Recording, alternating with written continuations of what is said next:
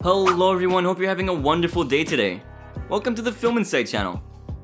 For today's video, we're going to discuss even more bar rescue bars and reveal how they're doing today.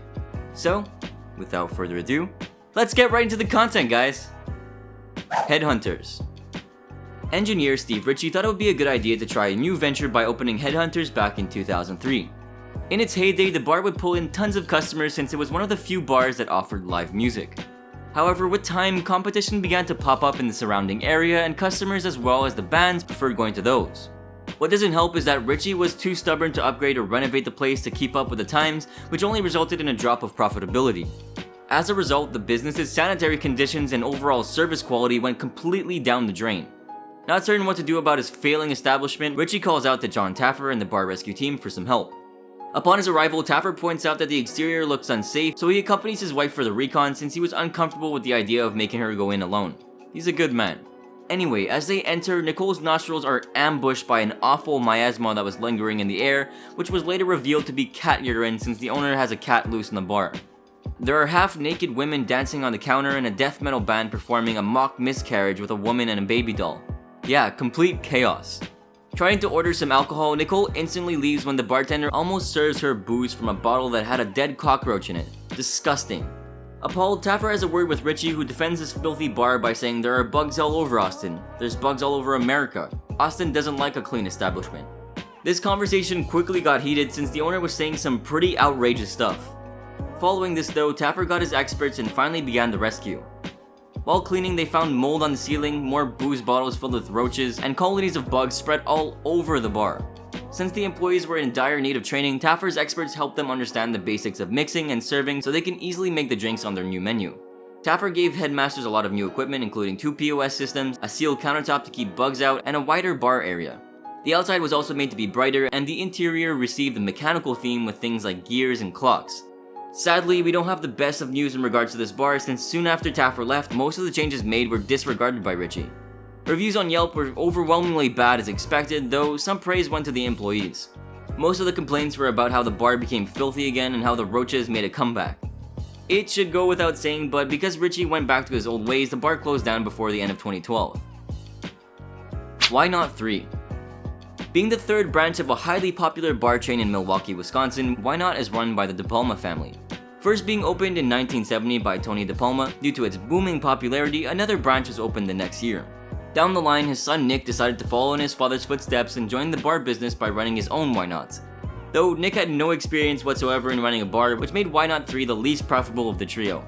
Unsure of what he was doing wrong, Nick attempted to host stage shows in the bar, though it still didn't attract many customers. Since their boss's leadership skills were non-existent, the staff turned into uninspired workers, and this hurt the business even further.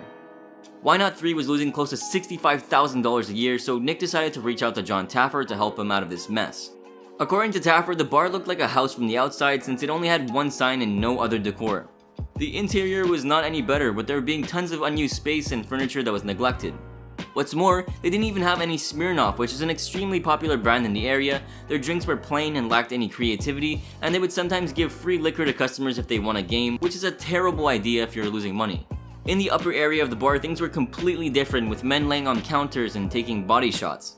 It's clear why this bar is failing since the management chose to simply watch instead of reprimand the chaotic patrons. Later on, when Taffer enters, he asks Nick what he would do to save his failing bar, and he has nothing to say.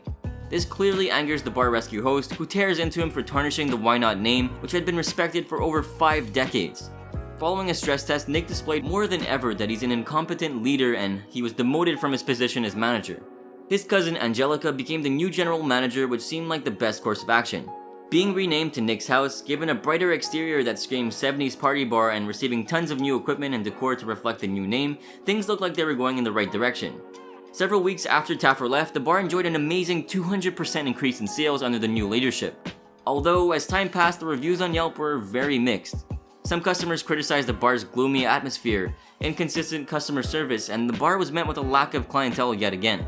Some comments on the Nick's House Facebook revealed that they sold away some items that the bar rescue team gifted them and that there wasn't much improvement after the show aired.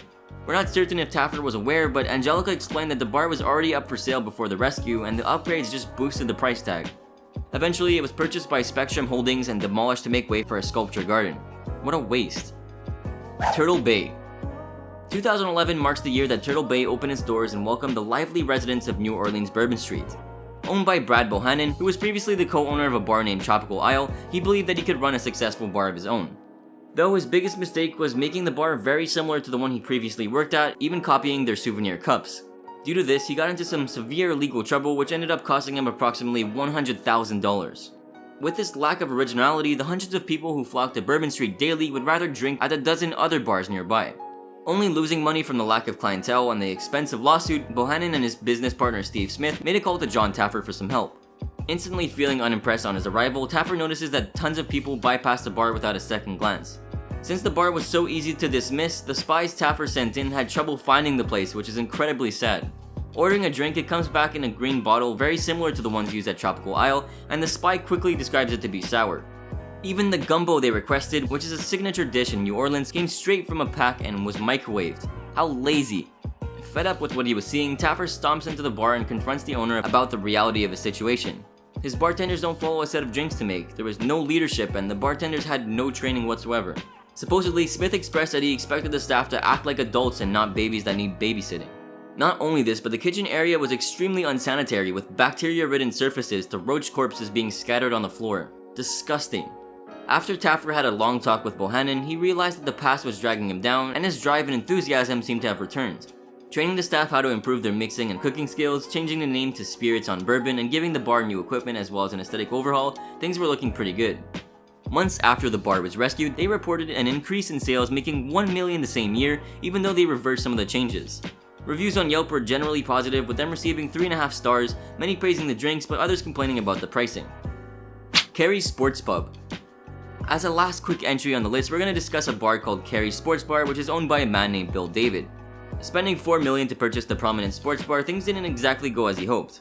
Suffering from a stroke, he was sent to the sidelines and his business went into complete chaos, with employees stealing and the staff being inappropriate with patrons. Desperately needing some aid, David calls John Taffer, hoping he could correct his terrible staff's behavior.